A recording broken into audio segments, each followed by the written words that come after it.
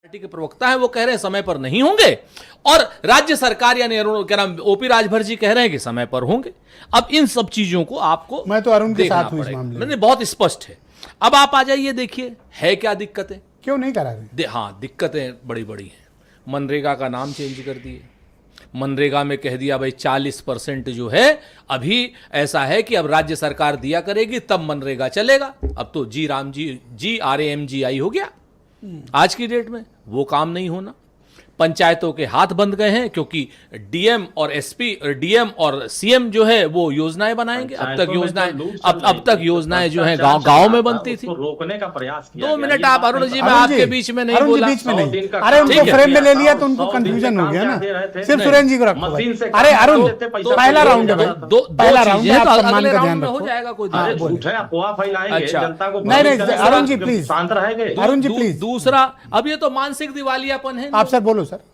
अब आज की डेट में आपके पहले राउंड में जो बोले वो मानसिक रूप से दिवालिया। सर आप कंटिन्यू सर। बहुत साफ सी बात है। तो आप इस चीज को देखिए। दूसरी बात, गांव में एक चीज स्पष्ट हो गई है कि चाहे पश्चिम एशिया का क्राइसिस युद्ध के क्राइसिस के नाम पर हो, चाहे तेल के क्राइसिस के नाम पर हो, चाहे 69,000 शिक्षकों के क्राइसिस के नाम पर हो, चाहे वो दलितों को पेशाब चटवाने के क्राइसिस के नाम पर हो, चाहे महिलाओं के प्रति जो अपराध जो है उत्तर प्रदेश में नंबर 1 है। आज 9 साल हो गए, 9 बार नहीं 900 बार भारतीय जनता पार्टी की सरकार को माफी मांगनी चाहिए। इन सारी चीजों में लोग डर गए हैं कि अभी अगर हमारी पोल खुल गई तो विधानसभा के चुनाव में हम कहीं के नहीं रहेंगे, भगदड़ मच जाएगी भारतीय जनता पार्टी। कराएंगे भी चुनाव या नहीं? मुझे तो देखिए, जो पिछड़ा विधानसभा के बाद जो पिछड़ा वर्ग आयोग अभी तक नहीं बनाया है इन्होंने, अभी तक या तो घोषणा कर दी हो क्या नाम राज्य सरकार ने, अभी तक तो कोई घोषणा करी नहीं। उनको भी 3 महीना तो चाहिए ना कम से कम।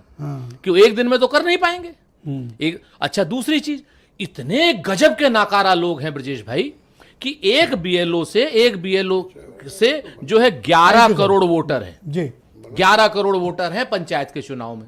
और दूसरा, उसी बीएलओ से जो केंद्र सरकार की जो चुनाव की वोटर लिस्ट है उसमें 14-15 करोड़ बीएलओ है वोटर है।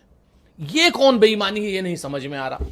अब यहीं पर भारतीय जनता पार्टी का, ज्ञानेश जी का और ये सारे के सारे लोगों का जो चक्रम है, जो मायावी वो दिक्कत कर रहा है। तो यहां पर ये लोग अपनी बेईमानियां छुपाने के लिए चुनाव नहीं कराएंगे, ऐसा हमें लगता है। मैं अनिल दुबे जी को इस कार्यक्रम में आमंत्रित करता हूं। राष्ट्रीय लोकदल के जनरल सेक्रेटरी हैं दुबे जी, आपका स्वागत। क्या आप चाहते हैं कि पंचायत का चुनाव समय से हो?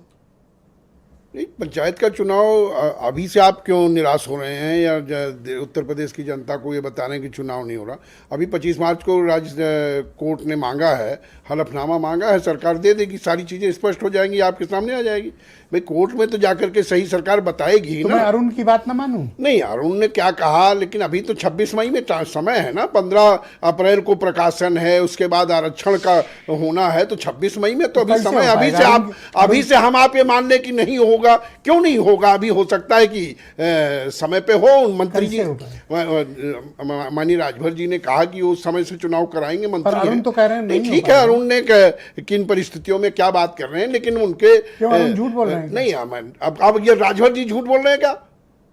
तो मैं पिता पुत्र में किसकी मानूं? नहीं, जो मंत्री हैं मानिए, उनकी मानिए। जब मंत्री ने स्वयं बोल दिया कि वो समय पर चुनाव कराएंगे, आप अरुण राजभर को झूठा साबित करना चाहते हैं? मैं अरुण राजभर को झूठा करने की बात नहीं कर रहा हूँ। अभी ने लॉजिकल बात की और कहा कि देखिए ये प्रॉब्लम है, हम मई के बाद करा लेंगे, जुलाई तक। देखिए ब्रजेश जी, अरुण ने क्या गलत कहा? मतदाता सूची का प्रकाशन जो है होगा, उसके बाद आरक्षण की प्रक्रिया होगी। अभी यहाँ बात हो रही थी कि पिछड़ा वर्ग आयोग का गठन है, राजेश वर्मा जी उसके अध्यक्ष हैं उत्तर प्रदेश में। इसका डेडिकेटेड आयोग हाँ, वो अलग बनेगा, लेकिन पता नहीं सर। एक सेकंड प्लीज, लेकिन पिछड़ा